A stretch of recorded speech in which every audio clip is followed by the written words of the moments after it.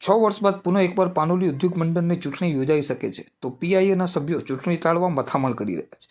અંકલેશ્વર તાલુકામાં આવેલ પાનોલી ઔદ્યોગિક વસાહતના પાનોલી ઉદ્યોગ મંડળની વર્ષ 2024-25ની મેનેજિંગ કમિટીની ચૂંટણી 6 વર્ષ બાદ પુનઃ યોજાઈ શકે તેવી શક્યતા ઊભી થઈ છે। તો બીજી તરફ વર્ષોથી પાનોલી ઉદ્યોગ મંડળમાં સ્થાન મેળવનાર સભ્યો ચૂંટણી ટાળવા મથામણ કરી રહ્યા છે।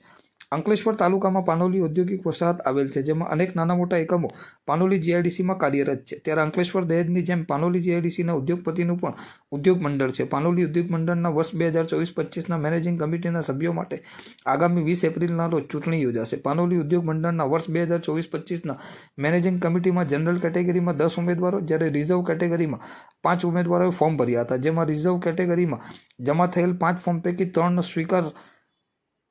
સ્વીકારી 2 રદ કરવામાં આવ્યા હતા, જ્યારે જનરલ કેટેગરીમાં જમા થયેલ 10 ફોર્મ પૈકી 7ને સ્વીકારી 3ને રિજેક્ટ કરવામાં આવ્યા હતા। જનરલ કેટેગરીમાં જમા થયેલ 10 ફોર્મમાં એબીસી ઓર્ગેનિક એન્ડ કેમિકલ વતી ઉમેદવારી કરનાર અનિલકુમાર શર્મા, એસઆર કેમિકલ્સના અશોકભાઈ પટેલ, એવન્સિયા મોલિક્યુલ્સના આશિષ ગજેરા, ગુજરાત અમિનસના બિપિન પટેલ, યશ રસાયણ એન્ડ કેમિકલ્સના હરેશ પટેલ, નુલોન કેમિકલ્સના શશિકાંત પટેલ અને પનોરમા એરોમેટિક્સના વિક્રમ પટેલના ફોર્મ મંજૂર થયા હતા। જ્યારે સુપ્રીમ આઈસ ફેક્ટરી વતી ઉમેદવારી કરનાર અસ્તમભાઈ ખેરાણી, વિસ્મિતા ઇન્ટરમીડિયેટના હિતેશભાઈ શાહ અને પેરાડાઇઝ એગ્રોના સંજય તંતીની ફોર્મ ઉદ્યોગ મંડળના નિયમોના કારણો સાથે રદ કરાયા હતા। બીજી તરફ રિઝર્વ કેટેગરીમાં આરપી ઇન્ડસ્ટ્રીઝ વતી ઉમેદવારી કરનાર નીરવ માલી, મેઘમણી ઓર્ગેનિકના વિક્રમસિંહ મહિલા અને સલ્ફર મિલ્સના વસ્તુપાલ શાહનો ફોર્મ મંજૂર થયા હતા।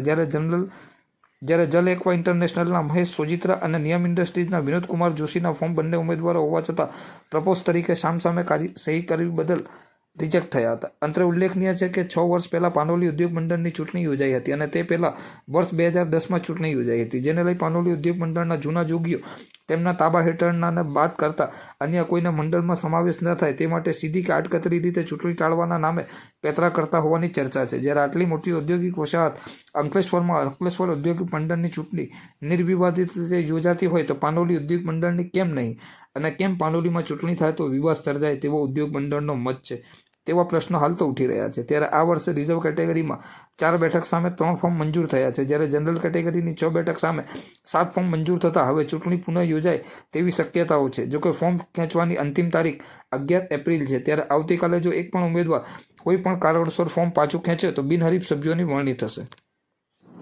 પાનોલી ઇન્ડસ્ટ્રીઝ એસોસિએશનની મેનેજિંગ કમિટીના ઇલેક્શન આવતી એપ્રિલ 20 તારીખના રોજ અમે રાખેલ છે।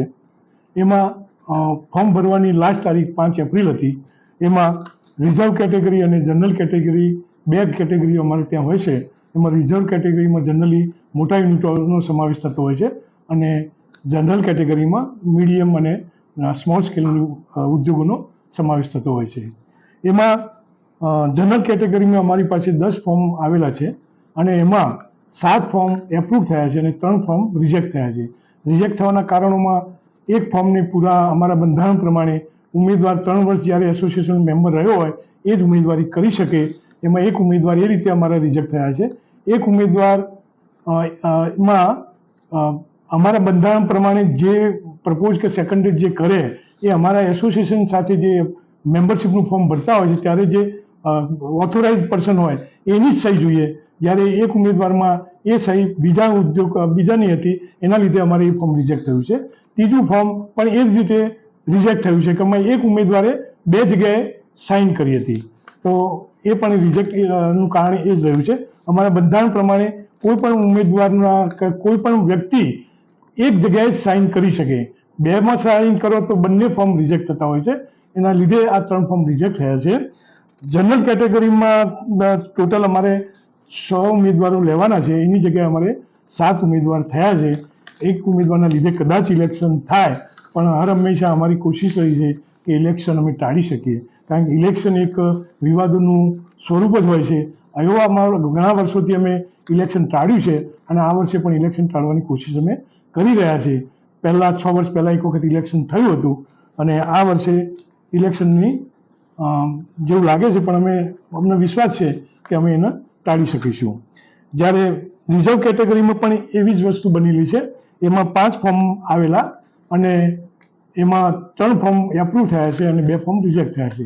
રિજેક્ટ થવાનું કારણ પણ એ જ છે કે એક વ્યક્તિએ બંને જગ્યાએ બંને ફોર્મમાં સહી કરવાના લીધે બંને ઉમેદવારોનું ફોર્મ કેન્સલ થયું છે. આમાં પણ અમારે 4 સીટ લેવાની હતી, એના બદલે 3 સીટો જ ભરાશે, 1 સીટ અમારે ખાલી રહેશે.